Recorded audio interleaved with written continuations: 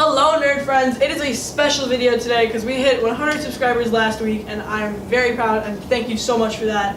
Clearly we are not in our usual place, we are in West Omaha so that I can interview my cousin who is a huge music nerd and that is our topic, music. And here he is, Sam Calhorn.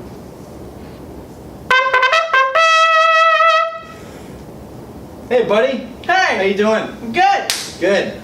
So I'm here today to just talk a little bit about music. So first of all, I play the trumpet, so it's going to be a little bit different today than what I would normally demonstrate for you. Normally when I'm doing music lessons I sit at a piano and do that. But we don't have a piano here today over at the Lakeside location. That's very true. This is also where I work. Yeah, that's true. Inside. I don't do music here. Inside.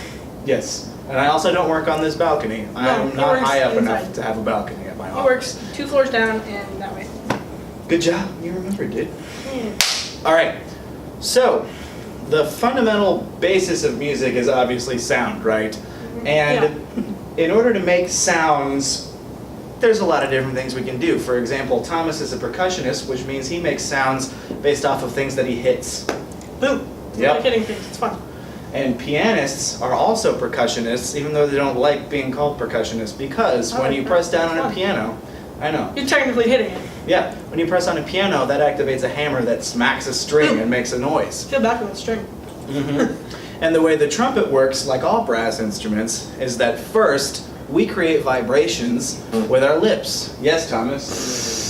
Sort of. It's like a fart sound, basically. Maybe to play the baritone with that one, but to play the trumpet you want one more high pitched, like this. Yeah, it's better at that. You want to be able to play pitches with just your lips. And again, this is... The ceiling's falling. I know. Wow. Yeah.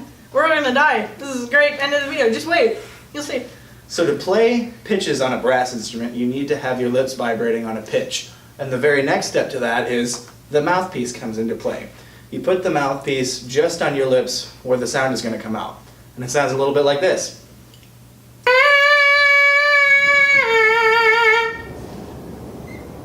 Hey! Why? So now that we've fixed the ceiling with sound, I'm going to demonstrate how the mouthpiece really functions and what its true purpose is. Technically, the mouthpiece is the entire instrument, and this is an amp. Yeah. Yeah, buddy. Yeah. And this is the sound that it makes.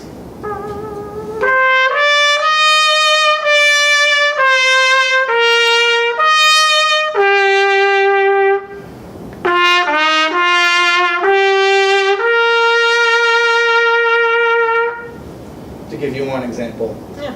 That was Jupiter, the solo from Jupiter, from Gustav Holst's Planets Suite. I said that wrong. From Gustav Holst's Planets, from the Planet Suite, from the Sweet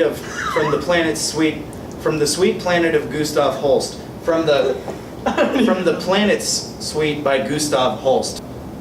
First try. Anywho, so that was an example of classical style trumpet playing, and this, if you give me one moment, He has another one. is an example of jazz style playing with the trumpet. He has more.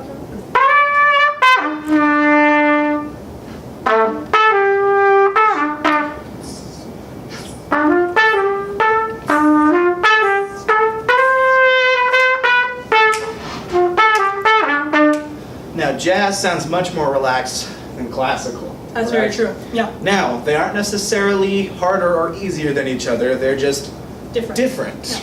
Yeah. And I find certain jazz pieces to be way more intense than certain classical pieces. I play jazz where I'm playing like straight. Yeah, that's really fun because you can like do this crazy stuff. Yeah, dude. With jazz versus classical music is played exactly what's written on the page, whereas jazz is improvised. How did they invent improvising, you might ask?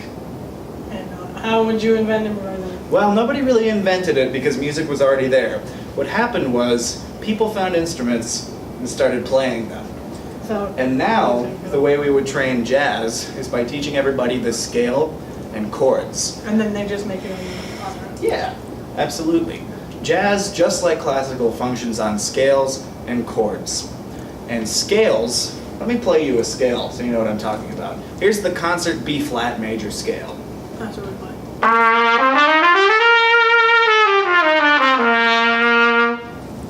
If you notice, there were 8 notes in that total.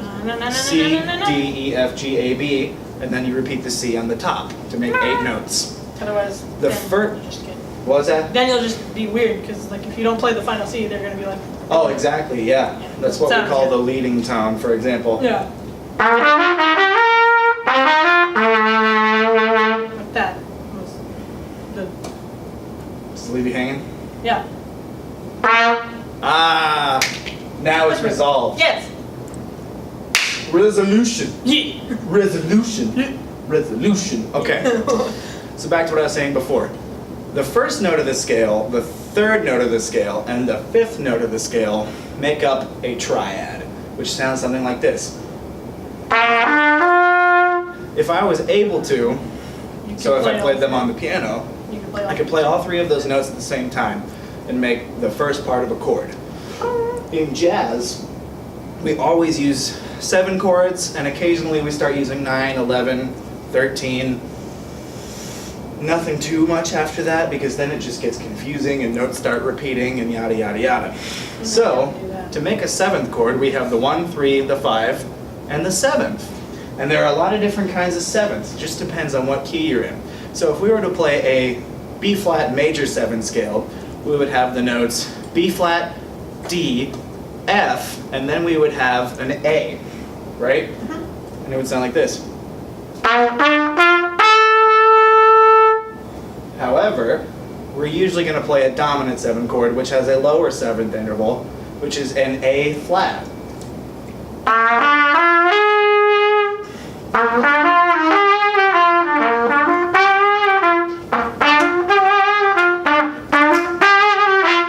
And then we could change it up and go to the next chord and make it sound all cool in that, but we don't have time in the video right now. That's true. So that was your short crash course lesson in nerdy music theory Yeah, for jazz cool. players. Yeah. Jazz is awesome. So, since you're my first guest, I have to ask you, what are you going to do in the future with your music? Because, I mean, this is what you're going to do. Yeah, as Kinda far as a can't back out right professional now. career. I could. I'm not going It'd be to. a bad idea. You'd be No. stuck. In the short term, I'm going to finish college with a music degree, and then probably I'm going to go right into grad school and get a master's degree. And then from that point, I have 2 more options. I could start auditioning at symphonies around the country, or out of the country. It's another option, That'd be depending cool. on where the money is. Yeah. Or the third option is to teach for a little while, probably